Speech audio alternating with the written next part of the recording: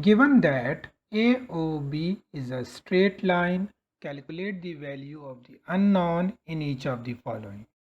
As we know, the sum of the adjacent angles on a straight line is 180 degrees.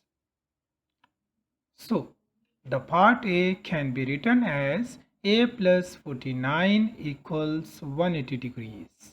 Remember, we must represent the angle property that you have used in your work. Here we use the sum of the adjacent angles on a straight line is 180 degrees. So I will use an abbreviation, adjacent angles on a straight line. Now, to find the value of A, I will shift 49 degrees to the right hand side. 180 minus 49 equals 131. A equals 131 is our answer. Let's solve part B. Part B is same as part A. All angles are on a straight line, so we will use the same property. Let's add 57 plus 31 first.